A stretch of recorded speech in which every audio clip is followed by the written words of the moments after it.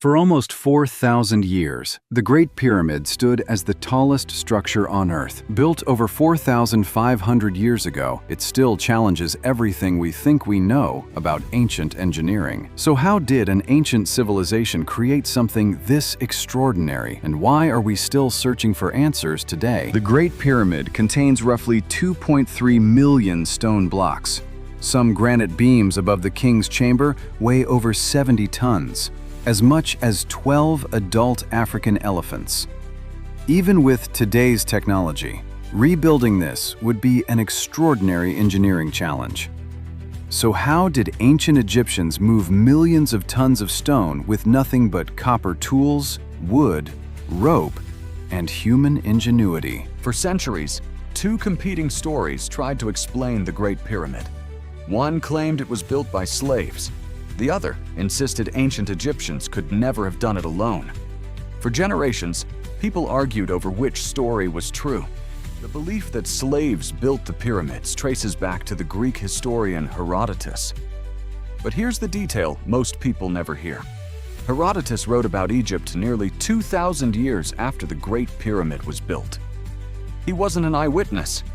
He was recording stories passed down for generations. So where was the real evidence?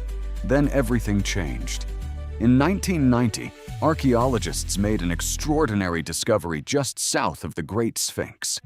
What lay hidden beneath the desert wasn't another royal tomb. It was something nobody expected. Buried beneath the sand was an entire workers' settlement.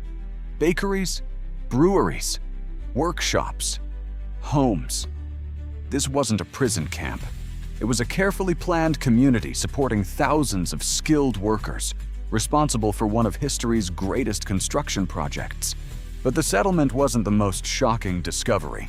It was the workers' cemetery. These builders weren't abandoned in the desert. They were buried with honor, right beside the pyramids they helped build, a privilege reserved for respected members of Egyptian society.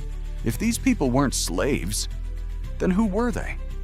And if ordinary people really built the Great Pyramid, how did they move millions of stones with such staggering precision, using only copper tools, wood, rope, and human determination?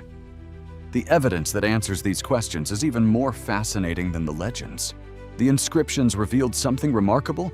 These weren't prisoners or foreign captives. They were Egyptian craftsmen, foremen, and skilled laborers. Some even belonged to work crews with proud names like Friends of Khufu. These weren't nameless slaves. They were organized teams working on one of history's greatest projects. The evidence only grew stronger. Archaeologists found massive ovens, breweries, and thousands of animal bones. Proof that workers ate rich daily meals of bread, beer, beef, and fish.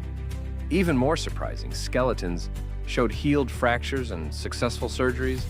Proof that injured workers received medical care. This wasn't treatment for expendable slaves. It was support for a valued workforce. Then came one of the greatest archaeological discoveries of the 21st century. In 2013, researchers found the diary of a man named Merer, who lived during Khufu's reign. For the first time, history wasn't speaking through legend, but through the words of someone who was actually there. Merer's diary describes crews transporting massive limestone blocks by boat through canals connected to the Nile. It revealed an advanced transport network, stretching from the quarries to the construction site. Suddenly, one of the pyramid's greatest mysteries became a little less mysterious. But moving the stones was only half the challenge. Getting the stones to Giza was one thing. Moving them across the desert was another. For years, it seemed impossible, until scientists recreated an ancient Egyptian technique. By pouring water in front of a wooden sled, they dramatically reduced friction, allowing far fewer workers to pull much heavier loads. An ancient wall painting had shown this all along. Modern science finally proved it worked, but one massive question still remains. Some granite beams above the king's chamber weigh over 70 tons and were transported nearly 500 miles from Aswan. We now understand far more about who built the pyramids and how most of the stones were moved. But exactly how those massive blocks were lifted into place remains one of archaeology's greatest unsolved mysteries. The answer might start hundreds of miles south in Aswan, There, archaeologists found something extraordinary: an unfinished obelisk, nearly 1,200 tons, still attached to the bedrock. A single crack had stopped the project, but it revealed exactly how ancient quarrymen worked. Using nothing but handheld dolerite balls, workers pounded the rock for months, carving channels around the stone with astonishing patience. It proved something remarkable. No advanced machinery was needed, just time, coordination, and relentless human effort. But quarrying stone was only the beginning. The real mystery was lifting it. For decades, one theory dominated: massive ramps. But new evidence suggested something far more clever was happening. In 2018, archaeologists uncovered an ancient ramp unlike any seen before, with 2 staircases and a series of post holes on either side. Researchers believe wooden sledges were hauled up using ropes and levers, guided by the posts like a primitive pulley system. Some researchers now believe an even bolder idea: a hidden ramp spiraling inside the pyramid itself, invisible from the outside.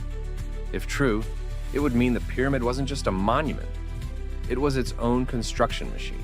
In 2017, a team of physicists made a discovery that stunned the world.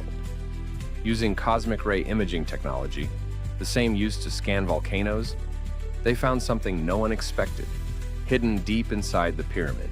A massive hidden void, over 100 feet long, sitting directly above the Grand Gallery. No one has ever entered it. No one knows exactly what it was built for. To this day, it remains completely sealed. Was it a structural void to relieve weight? A hidden passage? A forgotten chamber? Nobody knows for certain. And that uncertainty is exactly what keeps researchers coming back. But the mysteries don't stop at hidden rooms. The Great Pyramid is aligned to true north, with an accuracy of within 1/10 of a degree, more precise than many modern buildings. How did they achieve this without modern instruments? Some researchers believe ancient Egyptians used the stars themselves, tracking 2 circumpolar stars and finding true north where their paths intersected. A method so precise, it still works today.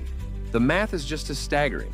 The 4 sides of the base differ in length by less than 8 inches, across a structure over 750 feet wide. That's a margin of error smaller than most modern construction projects allow. Naturally, this precision fueled wild theories: ancient aliens, lost advanced civilizations, forgotten technology. But the real evidence tells a different story.